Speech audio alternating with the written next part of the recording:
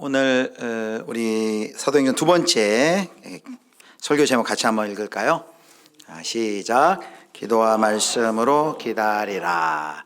지난주 요절이 있었죠? 사도행전 1장 8절 말씀.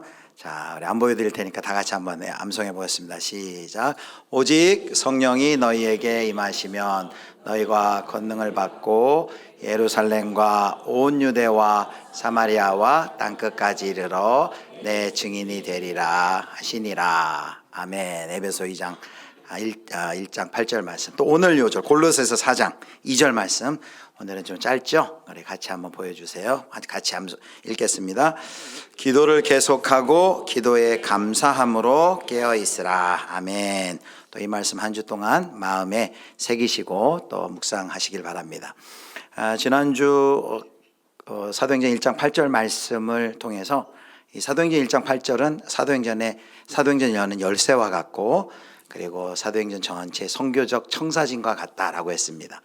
예수님의 분부대로 성령이 임하면 권능을 받고, 그 권능 받는 제자들이 예루살렘과 온 유대와 사마리아 땅끝까지 그 복음의 증인, 예수님의 증인, 부활의 증인 되는 것이 바로 이제 사도행전에서 펼쳐질 이야기라는 것이죠. 하나님께서 이 병들고 깨어진 세상을 치유하시는 이야기가 바로 하나님의 선교의 이야기인데, 바로 이 사도행전은 그 하나님의 선교의 이야기의 일부분입니다. 그렇게 예루살렘에서부터 시작되어서 땅끝까지 가는 그 여정을 가만히 보니까 경계를 넘어가더라는 것이죠. 그래서 선교는 경계 넘기라 그랬습니다. 예루살렘이라는 지리적 경계를 넘어서 또 땅끝까지도 가지만, 그 경계는 또 인종적, 또 혈연적 경계, 또 문화적 경계, 또 이념적 경계, 그리고 성별적 경계, 또 경제적 경계, 넘어야 할 경계가 많이 있는데, 그 경계를 넘어서 우리가 땅끝까지 복음의 증인이 되는 거죠. 그런데 이 일이, 우리는 자기중심적이고 늘 중심을 좋아하고 담을 쌓고 성을 쌓는 것을 좋아하기 때문에 이것이 우리의 자연 인간 본성으로는 할 수 없고, 성령의 능력이 임할 때 우리가 그 권능을 힘입어서 너희가 예루살렘과 온 유대와 사마리아 땅끝까지 내 증인이 되어라라 그랬어요. 되리라 그랬어요. 되리라. 그러니까 하나님의 절대, 하나님의 그 주권, 의지를 우리 가운데 보여주는 것이죠.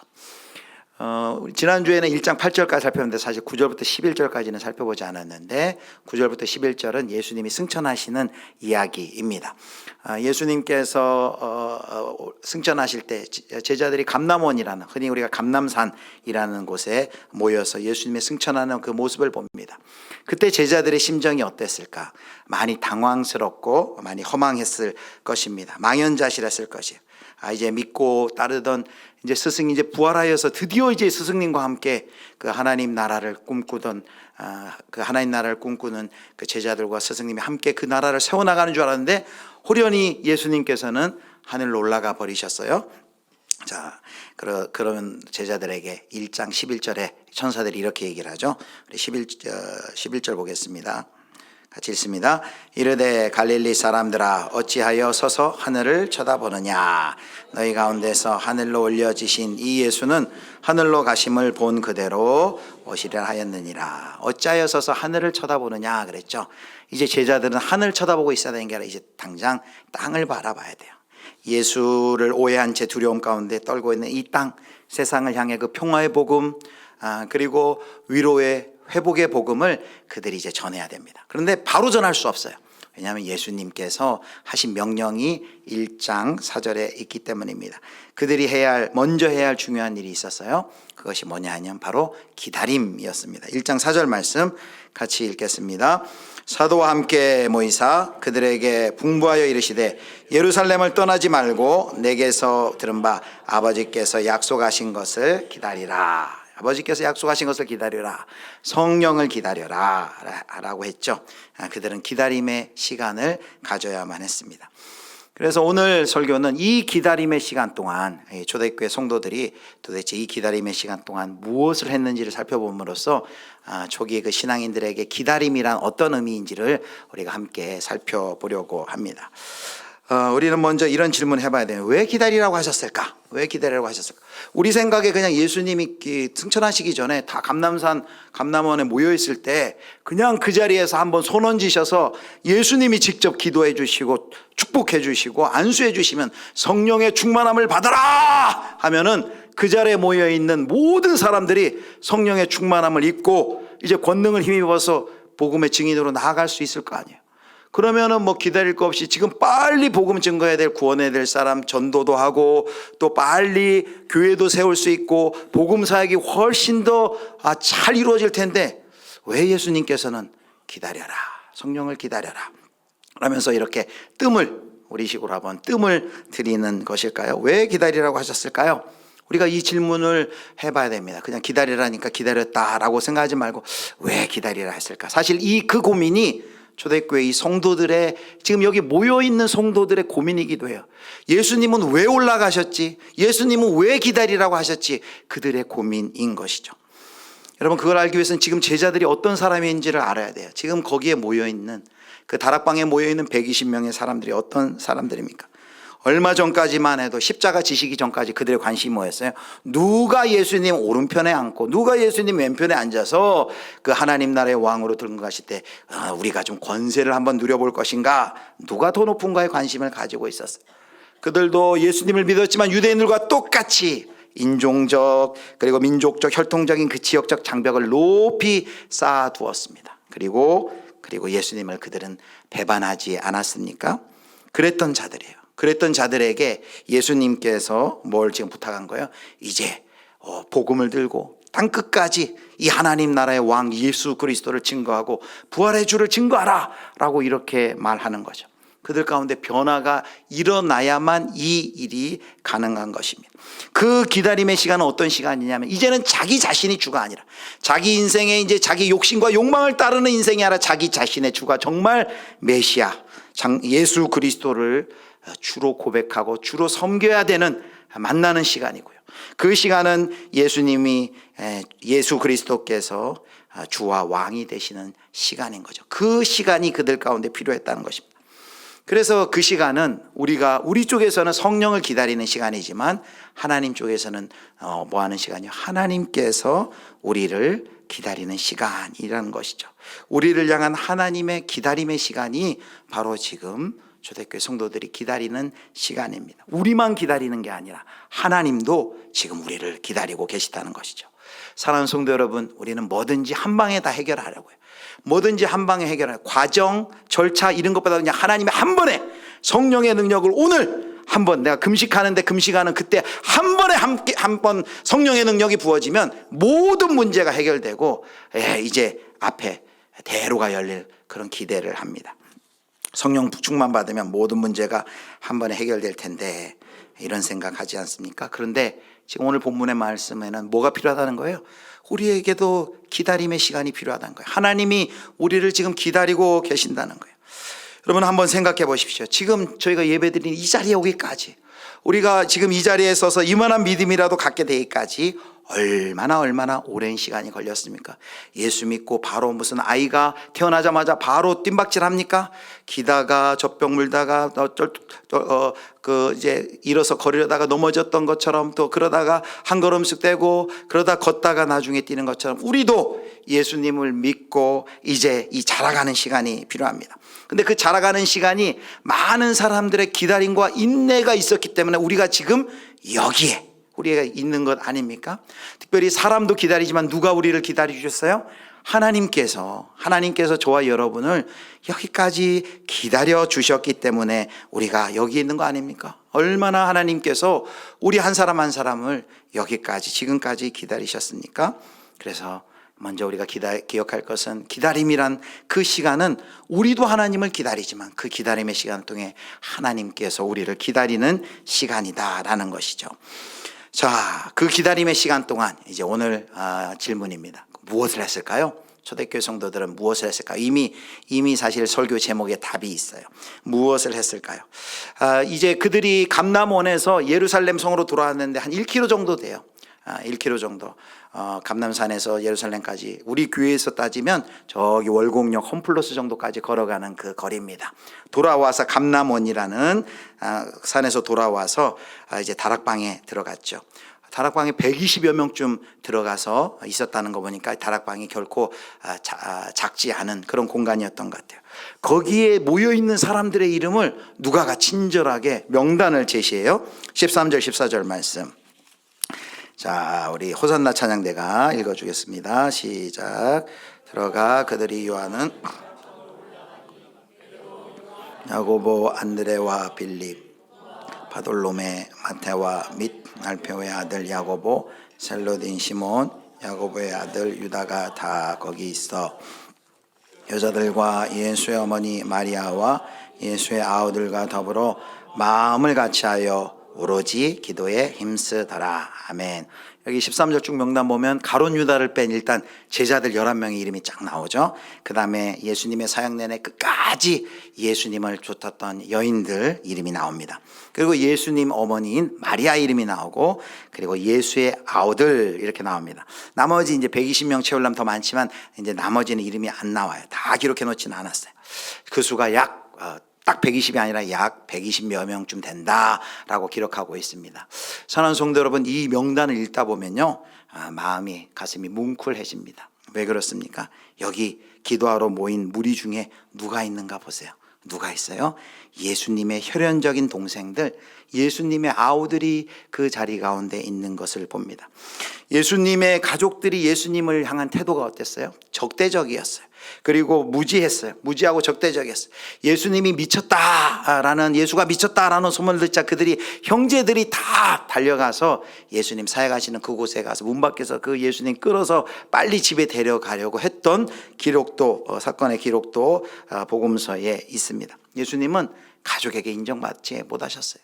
예수님은 형제들에게도 인정받지 못했습니다. 그런데 오늘 지금 120여 명의 그 예수님의 제자들이 모여있는 그곳에 누구 이름이 있습니까? 그 갈등 빚었던, 화합하지 못했던 그 가정의 어머니와 함께 그 예수의 동생들이 같이 있는 것을 보게 됩니다. 그 예수 그리스도의 제자의 그룹에 동생들이 있는 것을 보게 돼요. 여러분, 지금 그 예수님의 그 동생들, 예수님의 가정에 어떤 역사가 일어난 것입니까? 예수님의 가정도 불화했어요. 예수님의 가정도 갈등이 있었어요. 그런데 예수님의 그 동생들이 지금 거기에 모여서 함께 기도하고 있는 것이죠. 여러분, 그들이 지금 친형한테 기도하는 겁니까? 형에게 기도하는 거예요? 어떻게 누가 자신의 친형을 하나님으로 여겨 기도할 수 있습니까? 바로 부활하신 예수님이 부활을 통해 바로 하나님의 아들이라는 것을 확증했기 때문에 그들이 거기 모여 예수를 그리스도로 하나님의 아들로 고백하며 그들 가운데 있는 것이죠. 예수님의 일가족은 혈연의 그 장벽을 넘어서 이제 새로운 예수님의 하늘 가족이 그들이 된 것입니다. 사랑하는 성도 여러분, 이 말씀을 이렇게 묵상하면서 이렇게 마음에 소원이 들어요. 우리 예수비전교회에도 우리 많은 분이 혼자 믿는 분이 계시고, 남편과 또는 또 아내의 구원을 위하여 기도하는 분이 계시고, 또 자녀들의 신앙을 위해 기도하는 분 계시고, 일가 친척 중에 어떠한 장벽으로 인하여서 예수님의 하늘 가족이 되지 못한 많은 가족들이 있어요. 기도 중에 가장 오랫동안 가장 간절한 기도가 가족의 구원 아니에요. 누군가는 죽어서도 하는 기도가 가족 구원이다, 가족을 위한 기도다라고 하지 않았습니까? 또 가정 가운데 불화하고 가정 가운데 갈등이 있는 우리 성도 여러분, 오늘 말씀 속에서 위로 얻으시기 바랍니다. 예수님의 가정도 불화와 갈등과 깨어짐을 경험했지만 마침내 회복을 거기 경험한 것입니다. 우리 가정에 주님께 나아가는 것, 예수님의 하늘 가족 되는 걸 방해하는 것이 무엇이 있을까요? 그 모든 장벽이 무너지기를 축복합니다. 그 모든 장벽은 무너지고 예수 그리스도의 하늘 가족이 되는 예수님 가정에 일어나는 회복의 역사가 우리 예수비전교회에도 모든 성도님들 가정 가운데 일어나기를 주님의 이름으로 축복합니다. 자, 120명의 사람들이 모여서 기다리면서 뭘 했을까요? 그들은 120명이 모여서 뭘 했을까요? 담소도 나눴을까요? 또 뭐 게임도 좀 했을까요? 뭘 했을까요? 자, 14절에 이렇게 나옵니다. 14절 같이 읽겠습니다. 시작. 예수의 어머니 마리아와 예수의 같이하여 오로지 기도에 힘쓰더라. 자, 그들이 뭘 했어요? 아우들과 더불어 마음을 같이하여 오로지 뭐에 힘썼습니까? 기도에 힘쓰더라. 이것이 첫 번째죠. 그들은 기다리면서 뭘 했을까요? 기도했어요. 기도하면서 기다렸다는 것이죠. 기다려라. 예수님은 사실 기도하라고 하진 않았어요. 기다려라. 성령을 기다려라 했는데 이들이 모여가지고 뭘 했냐면 기도를 했어요. 아무것도 하지 않으면, 초대교회 성도들에게 기다린다라는 것은 아무것도 하지 않는다라는 것을 의미하지 않아요. 그들이 그 기도의 시간 동안 하나님의 뜻을 찾으려고 했어요. 아까 했던 그 질문들이 있죠. 아니, 왜 예수님은 성령님을 바로 주지 왜 기다리라고 하셨던 거예요? 아니, 예수님은 좀 우리와 함께 직접 하나님의 나라를 그분이 직접 앞서서 행하시고 우리가 순종하면서 하나님의 나라 읽으면 얼마나 빨리 메시아의 왕국이 더 완성될 텐데 왜 올라가시는 거야? 그런 질문이 있어요. 아니, 가룟 유다가 저렇게 죽었다면 예수님이 12명 뽑을 때처럼 직접 좀 다니시면서 그 한 사람 지정해 놓고 가시면 될 텐데 왜 예수님은 그냥 떠나신 거지? 라는 질문이 있었어요. 그 질문을 어디에 녹였다고요? 그들이 기도하면서 기다렸던 겁니다. 또한 기도하면서 그들이 말씀을 생각했던 것이죠. 기도와 말씀을 하면서 그 시간 기다렸다는 것이죠. 그래서 오늘 첫 번째 우리가 이렇게 정리할 수 있어요. 첫 번째는 기도하면서 그들이 기다렸다라는 것이죠. 사랑하는 성도 여러분, 기도는 기다림이에요. 가장 적극적인 기다림이 무엇입니까? 바로 기도라는 거죠. 저를 한번 따라해 주세요. 기도는 가장 적극적인 기다림이다. 기도는 가장 적극적인 기다림이에요. 왜 가장 적극적인 기다림입니까? 기도는 적극적으로 자기를 부인하는 시간이에요. 부인하는 자리예요. 기도는 뭐래요? 주님, 나는 할 수 없으니 이 일은 하나님만이 할 수 있습니다. 그걸 고백하는 거잖아요. 기도할 때 우리가 금식하면서 기도해요. 왜 우리가 금식한다 그랬죠? 금식이라는 것은 음식을 먹는 걸 끊는 거예요. 사람이 밥을 먹고 음식이 들어야지 힘이 생기고 일을 하는데 그것을 끊는다는 건 뭘 의미해요? 이게 이 일이 내 힘과 능력으로 되어지는 일이 아닙니다. 나는 못합니다 라는 걸 확실히 보여주는 거예요. 나는 못하니 하나님께서 능력을 보이시고 이 일을 하나님의 뜻대로 하나님의 방법대로 행해 주십시오라고 하나님만 꼭 붙들고 의지하는 것이 바로 금식 기도하는 것이죠. 바로 기도 시간은 그렇게 내 자원으로는 해낼 수 있는 것이 없음을 인정하는 시간이고 나는 죽고 예수로 주 안에서 내가 주 안에서 다시 사는 시간이 바로 기도의 시간이다라는 것이죠. 자, 그런데 이들이 성령이 주신다고 했을 때 그들이 가만히 있지 않았어요. 그 시간에 그들이 기도하면서 그들이 기다렸습니다. 바로 기도는 바로 그때 하는 것이죠. 하나님의 약속이 주어진 그 시간, 하나님의 약속이 주어졌는데 아직 이루어지지 않은 그 갭을 어떻게 채워야 되겠어요? 우리는 바로 기도하면서 그 시간을 기다린다는 것이죠. 하나님의 약속이 주어졌을 때, 하나님의 뜻이 분명할 때, 그러나 그 하나님의 약속과 뜻을 내 힘으로는 하지 못한다는 것을 절절히 깨달을 때 우리는 뭘 할 수 있어요? 그 시간 기도하면서, 그때부터 기도하면서 기다리는 것이죠. 그래서 기도를 통해 하나님의 뜻이 나의 순종을 통해 온전히 이루어지도록 우리가 비는 일을 하는 것입니다.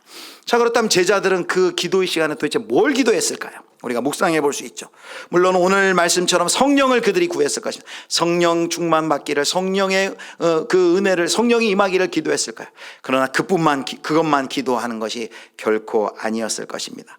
왜냐하면 이걸 한번 생각해서 그들이 너희를 통해서 하나님 나라의 이제 너희들 증인으로, 예수의 증인으로, 부활의 증인으로 너희를 삼겠다라고 했을 때 그들 마음 가운데 어떤 마음이 들었을까요?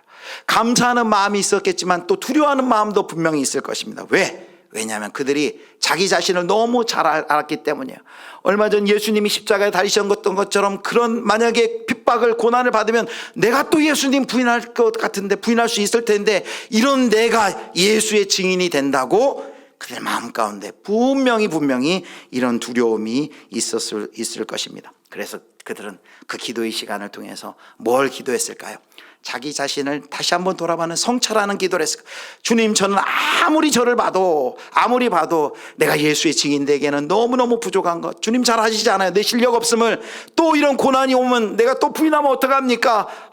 저는 어떡합니까? 저를 불쌍히 여겨주십시오 라는 자기를 성찰하는 기도를 했을 것입니다. 또 하나 어떤 기도를 했을까요? 그들은 하나님의 나라를 간절히 기다리는 기도를 했을 것입니다.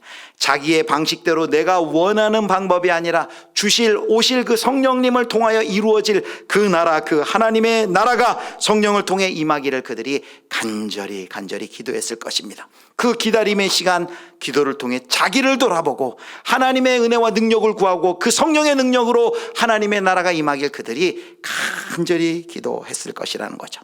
그래서 아까 1번 다시 한번 보여주시죠. 첫 번째, 그들이 기다리면서 뭘 했다고요? 같이 기도하겠습니다. 한 마음으로 기도하고 힘써 기도하며 기다려야 한다. 그들이 한 마음으로 기도하고 힘써 기도하며 기다렸다는 것이죠. 여기 한 마음으로 기도하고 힘써 기다렸다는 거 14절 말씀에 그게 나와 있죠. 14절 하반절 다시 한번 보여주십시오. 그들의 기도의 모습을 이렇게 누가가 묘사해요. 여기 아우들과 더불어 마음을 같이하여 기도했다. 그리고 또 하나는 오로지 기도에 힘쓰더라 그랬습니다. 여기 마음을 같이하여라는 그 헬라어 이 단어는요, 이 누가가 굉장히 좋아하는 단어예요. 그래서 누가복음과 사도행전에서 누가는 이 단어를 무려 10번이나 사용되는데 신약 성경에 누가복음, 사도행전 이외에는 이 단어가 한 번밖에 안 써요. 그만큼 누가가 이 단어를 좋아해요. 뭐라고요? 마음을 같이하여. 마음을 같이하여. 사랑하는 성도 여러분, 그런데 마음을 같이하여 기도했다는데 한번 곰곰이 생각해 보십시오. 이 120여 명의 이 사람들이 정말 마음을 같이 한 마음으로 기도하기 쉬운 사람들이었을까? 한번 곰곰이 생각해 봐야 합니다. 왜냐하면 그 중에는 끝까지 예수님 배신하지 않고 끝까지 예수님의 곁을 지켰던 여인들이 있어요. 그런데 여인들이 볼 때 얼마나 한심한 사람들이 있습니까? 사도라고 하는데 예수님 모셨던 사람들이 예수님 배신하고 도망갔던 사람들이 전부 다예요. 거의 그 사람들을 볼 때 이 여인들의 마음 가운데 같은 마음으로 기도할 마음이 들었을까요? 아니, 저렇게 배신자들하고 내가 같이 기도를 한단 말이야? 라는 그런 마음이 들지 않았을까요? 또 사도들은 지금 누굴 알았어요? 예수님의 동생들 알았어요. 예수님의 동생들이 예수님에게 어떻게 대했는지 그들의 흑역사를 다 알고 있어요. 예수님이 미쳤다는 소문이 들자 그 예수님 붙잡으러 가가지고 사람들이 있는 데서 거기서 사람들을 끌어내려고 했던 그런 흑역사가 있는 것을 알아요. 사도들이 그들을 볼 때 어떤 마음이 들었을까? 아니, 우리도 뭐 잘한 건 없지만 저런 인간들하고 우리가 같이 기도를 해? 라는 마음이 들지 않았겠습니까? 그런데 그들이 같은 마음으로 기도를 했다는 거예요. 여러분, 어떻게 각자 그 다른 상황과 환경 속에서 한 마음이 될 수 없는 서로에 대한 불신과 배신감과 모리애를 가졌던 그 사람들이 같은 마음으로 한 마음을 가지고 기도할 수 있었을까요? 그것은 가장 먼저 하나님의 은혜의 역사가 있었겠죠. 그런데 그 하나님의 은혜의 역사를 전제하고 인간적 차원에서 그들의 기도가 어떠했으리라는 것을 우리는 생각해 봐야 됩니다. 그들이 지금 허물이 없어서 거기에 모여 있는 것이 아니에요. 다 허물 가지고 거기 와서 지금 기도하는데 한 마음으로 기도했대요. 한 마음으로 기도했다는 것은 무슨 뜻입니까? 한 마음으로 기도했다는 것은 상대의 그 허물과 잘못됨, 상대를 용납했다는 거예요. 그 기도는 하나님을 향해서 마음을 열지만 상대방을 향해서도 마음을 열지 않으면 한 마음으로 기도할 수 없어요. 그 기도는 저 사람이 배신자였던 동료들을 그들을 용납하지 않으면 한 마음으로 기도할 수 없어요. 또 하나, 동료들이 배신하였다는 것도 용납하지만 누구도 용납해야 돼요. 자기 자신이 철저한 배신자였다는 것은 자기 자신 또한 용납하지 않으면은 한 마음으로 기도할 수가 없습니다. 기도는 더 이상 과거의 모습으로 내가 더 있지 않겠다라는 다짐입니다. 그래서 기도는 더 이상 내가 자기의 욕심과 욕망을 채우는 그 자리에 머물러 있지 않고 이제는 그 모든 자들이 실패와 배신과 배반을 경험했던 자들이지만 이제는 과거를 하나님께 내려놓고 그 자리에 하나님 주시는 새로운 비전, 하나님 주시는 거룩한 소망을 가슴에 품고, 그 소망이 뭐예요?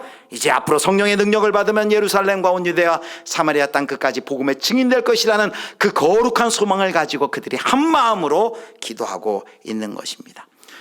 사랑하는 성도 여러분, 우리도 이걸 기억하면서 우리가 기도할 때 그 사람의 어떠함 때문에 저 사람 나하고 같이 기도할 수 없어가 아니라 그 사람의 연약함도 품고 나의 연약함도 하나님 앞에 내려놓고 우리가 그렇게 서로 함께 품으면서 하나님 주시는 새로운 소망으로 붙들고 기도할 때 우리가 한 마음으로 기도할 수 있는 줄 여러분 믿으시기를 축복합니다. 자, 또 힘써 기도했다 그랬어요. 힘써 기도했다는 것은 혼신의 힘을 다해 기도했다는 것인데 또 이런 의미가 있습니다. 그들이 지금 이제 40일째부터 모여서 다락방에서 기도하는데 이들이 며칠간 기도할 때 성령님이 임하시죠? 여러분 알고 계시죠? 열흘 뒤에 이제 50일째 되는 오순절이라고 하는 그때 임하십니다. 그러니까 열흘 동안 열심히 기도한 거예요. 그럼 이들이 열흘 동안 열심히 밥도 안 먹고 일도 안 보고 그냥 그 자리에서 계속 모여서 기도했을까? 아니란 얘기죠. 그들도 같이 기도했지만 한 마음으로 힘써 기도했지만 때로는 성전에 올라가서 기도해야 할 때 일도 있을 것이고 때로는 자기 일상 때문에 노동하러 일터에 나갔다 와야 되는 경우도 있을 것이고 때로는 밥을 좀 먹어야 되는 경우도 있을 것이라는 거예요. 그런데 그 모든 순간에 이들이 혼신의 힘을 다해 기도했다라는 거예요. 성전에 올라갈 때에도 다락방에 남아 기도할 때에도 밖에 나서 일을 할 때에도 식사를 할 때도 모든 상황의 순간에서 그들은 혼신의 힘을 다해 기도하고 기도의 삶을 살았다라고 하는 것이죠. 끊임없이 그들이 기다리면서 했던 일이 뭐라고요? 바로 한 마음으로 기도하고 힘써 기도하며 기다렸다라는 것이죠. 이것이 바로 초대교회 성도들이 기다림의 시간 동안 했던 것이에요. 첫 번째, 기도했어요. 자, 이제 두 번째입니다. 두 번째, 그들은 무엇을 했을까요? 오늘 15절부터 26절까지 그들이 기다리면서 했던 또 한 가지 일이 나와 있어요. 여기 15절부터 26절까지는 가룟 유다의 그 빈자리를 이제 채우는 내용이 나와 있어요. 그런데 15절부터 17절 말씀을 같이 보겠습니다. 15절부터 17절 제가 읽겠습니다. 모인 무리의 수가 약 120명이나 되더라. 그때 베드로가 그 형제들 가운데 일어서서 이르되, 형제들아, 성령이 다윗의 입을 통하여 예수 잡는 자들의 길잡이가 된 유다를 가리켜 미리 말씀하신 성경이 응하였으니 마땅하더라. 이 사람은 본래 우리 수 가운데 참여하여 이 직무의 한 부분을 맡았던 자라. 가정집의 다락방에서 베드로가 벌떡 일어납니다. 이제 그 순간부터 베드로가 지도자의 역할을 합니다. 베드로가 지도자로 등장해서 지금 뭘 제안하냐면 참 이스라엘을 대표하는 그 12사도의 공동체를 다시 완성하기 위해서 지금 가룟 유다 때문에 그 자리가 비어 있는데 그 사도직을 채울 인물을 다시 보궐선거 보선하자라고 그 전격적으로 제안을 합니다. 성도 여러분, 이 사도 베드로의 제안이 사도 베드로의 마음의 소원, 사도 베드로의 뜻, 사도 베드로의 아이디어에서 나온 것일까요? 그것이 아니다라는 것이 사도행전 1장 20절 21절에 나와요. 사도 베드로는 지금 뭐에 근거하면서 이야기를 합니까? 바로 하나님의 말씀에 근거해서 그 제안을 하는 거예요. 자, 1장 20절 21절 우리 같이 읽겠습니다. 시편에 기록하였으되 그의 거처를 황폐하게 하시며 거기 거하는 자가 없게 하소서 하였고, 일렀으되 그의 직분을 타인이 취하게 하소서 하였도다. 아멘. 지금 사도 베드로가 인용하고 있는 것은 시편 69편 26절 또 시편 109편 8절의 말씀을 인용하는 거예요. 베드로는 지금 성경을 자유자재로 인용하면서 왜 유다가 예수님을 팔아 넘긴 그 사건의 의미에 대해서 설명해주고, 그리고 유다의 그 사도직 박탈과 공석인 사도직을 보선해야 하는 그 이유를 일목요연하게 아주 조리 있게 말씀을 근거하여서 사도 베드로가 그들 가운데 이야기하고 있습니다. 이뿐이 아니에요. 이제 한 다다음 주쯤 볼 사도행전 2장에 가면 또 이 오순절 성령 강림의 역사의 그 자리에 사도 베드로가 또 이야기합니다. 시편 16편 103편을 인용해서 예수님의 부활과 승천을 해석해주고, 구약 성경에 고작 나온 3장밖에 안 되는 그 요엘서를 바로 인용해서 지금 우리에게 일어난 그 일이 어떤 의미가 있는지 그들 가운데 선포하며 이야기를 해줍니다. 여러분, 사도 베드로가 어떻게 이렇게 성경에 능통하게 되고 어떻게 지금 일어나는 사건을 성경을 통해서 그 근거를 제시해주고 그 사건이 성경에 의하면 그럼 우리가 해야 할 일이 무엇인지 명확하게 그렇게 이야기를 해줄 수 있습니까? 도대체 사도 베드로가 그 사이에 무슨 일이 일어났기 때문일까요? 어떤 분이 이렇게 얘기해요. 성령의 은사를 강조하는 분은 사도 베드로가 성령 받아서 이전과는 너무 다른 사람으로 바뀌었다. 예, 물론 성경은 성령의 조명이 없으면 깨닫지 못하니까 성령님의 조명의 역사가 있었을 거예요. 그런데 사도 베드로가 성령을 받은 건 2장이에요. 2장. 그런데 지금 1장에서부터 이미 그가 벌떡 일어나서 시편의 그 기자의 시편의 말씀 69편 109편을 가지고 지금 가룟 유다가 예수님을 배반하고 죽은 사건이 이미 구약에 응했다라는 것을 보여주면서, 그렇다면 우리는 이 상황 속에서 어떻게 무슨 일을 해야 되는지까지 그 일까지도 명확하게 설명을 하고 있는 것입니다. 베드로에게 어떤 일이 있었을까요? 베드로는 아마도 예수님의 부활 직후부터, 여러분 예수님이 부활하신 후에 제자들 데리고 뭐 했어요? 하나님 나라의 일을 가르쳤다 그랬어요. 하나님 나라의 일을 가르쳤다.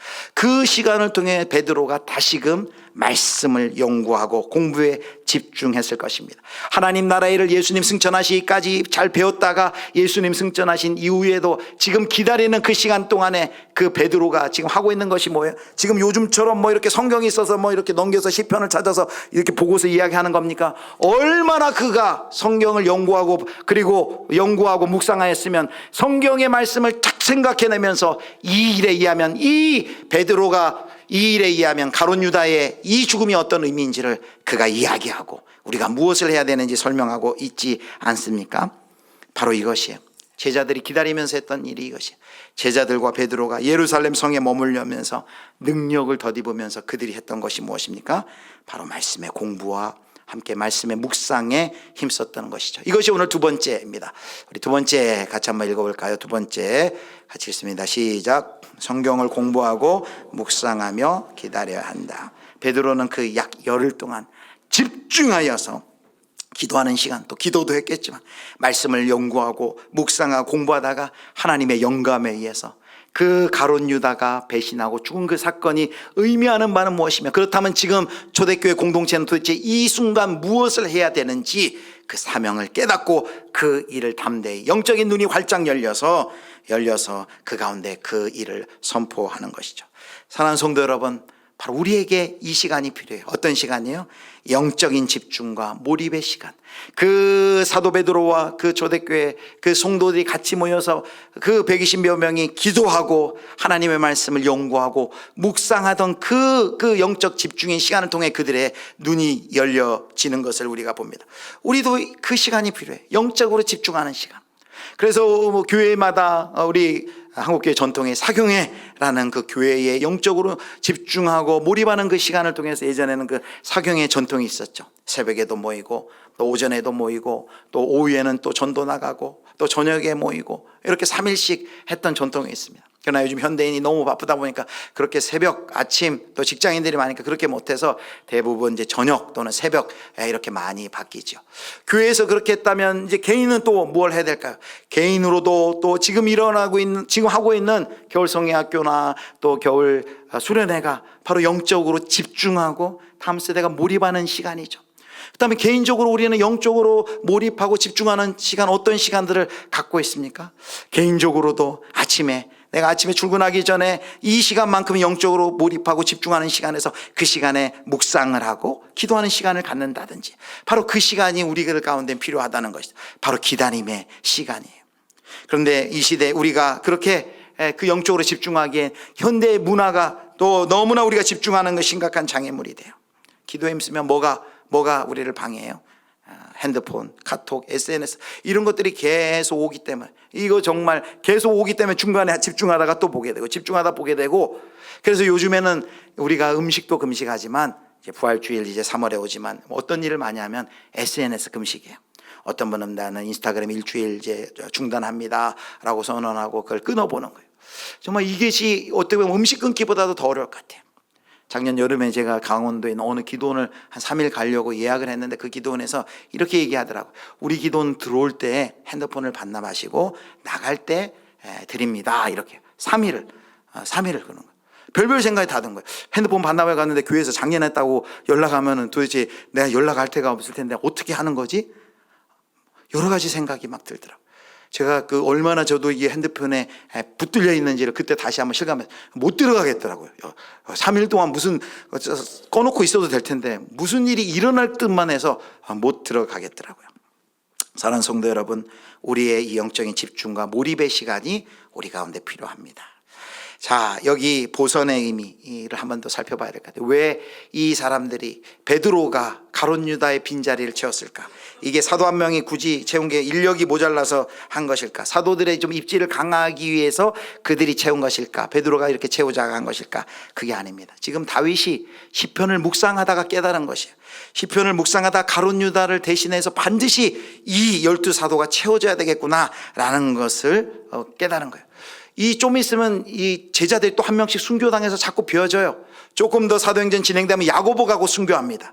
야고보 순교했을 때 또 야고보의 자리를 채우지 않아요. 그런데 왜 이 가룟 유다가 빈자리를 채웁니까? 가룟 유다는 배신을 통해서, 이 배신을, 배반의 죽음을 통해서 사도의 자리가 완전히 골이 난 것이죠.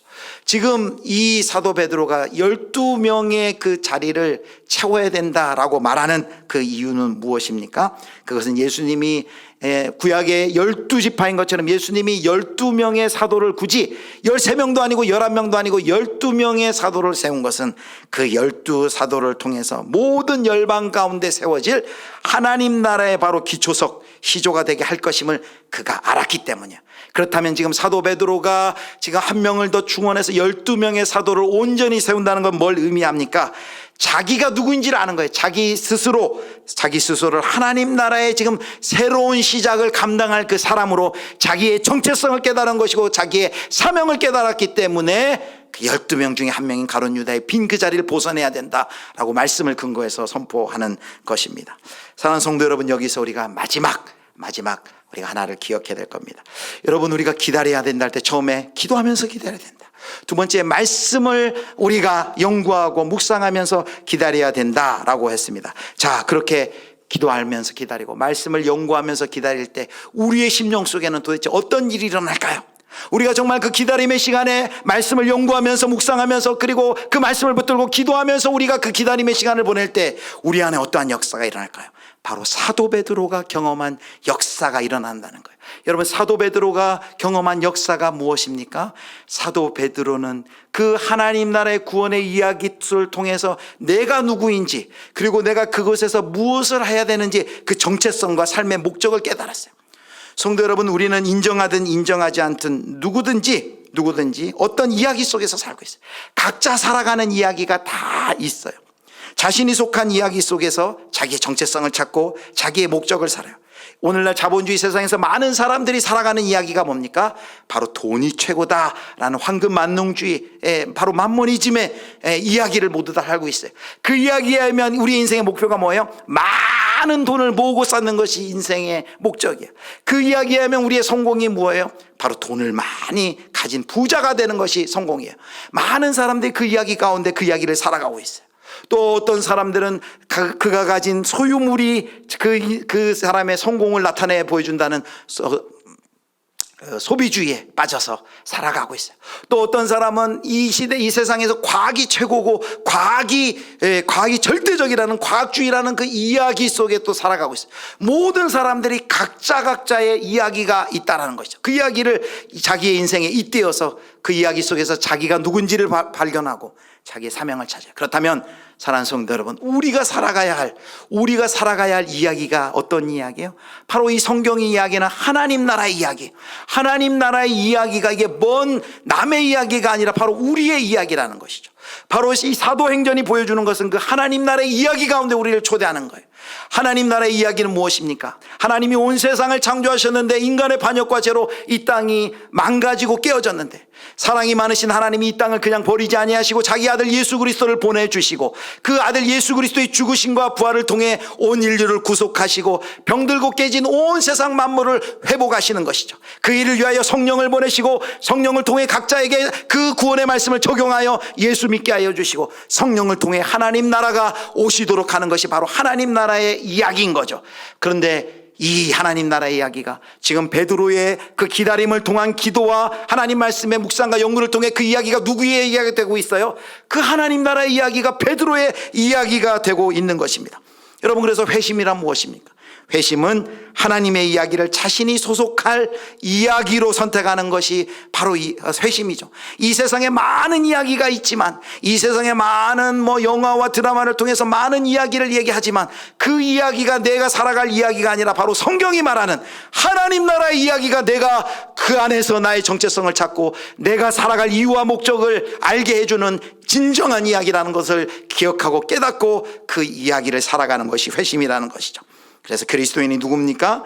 그리스도인은 바로 하나님 나라 이야기를 자기의 이야기로 삼는 사람입니다.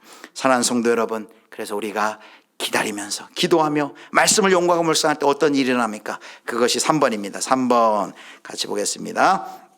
같이 읽습니다. 시작. 기도와 말씀으로 기다릴 때 하나님 나라의 이야기가 나의 이야기가 된다. 사랑하는 성도 여러분, 하나님 나라 이야기가 여러분 모두의 이야기가 되기를 축복합니다. 그 이야기에 연결되고 이제는 우린 참여할 사람들이에요.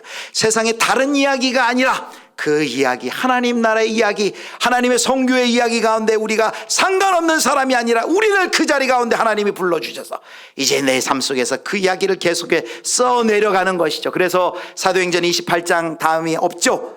그 이야기가 완성되지 않은 채로 열려 있습니다. 우리가 나중에 또 살펴보겠지만, 그래서 이런 이야기를 많이 하죠. 그리스도인들은 사도행전 29장을 써내려가는 사람들이다. 바로 하나님 나라의 이야기를 자기 이야기로 삼고 그 이야기를 써내려가는 사람들입니다.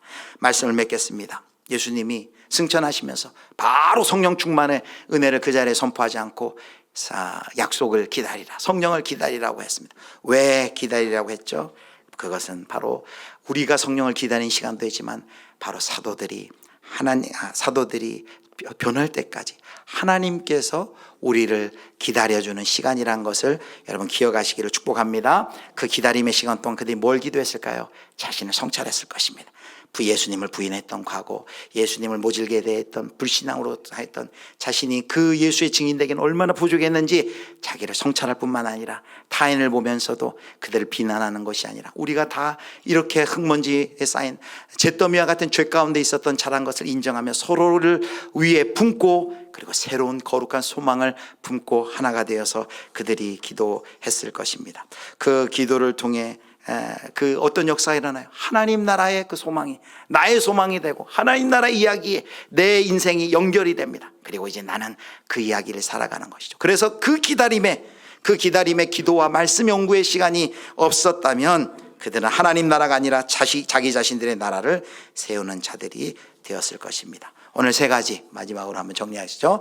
자, 첫 번째, 기다리면서 뭘 했다고요? 첫 번째, 한 마음으로 기도하고 힘써 기도하며 기다려야 한다. 두 번째, 성경을 공부하고 묵상하며 기다려야 한다. 한마디로 기도와 말씀으로 기다릴 때 어떤 역사가 일어났어요?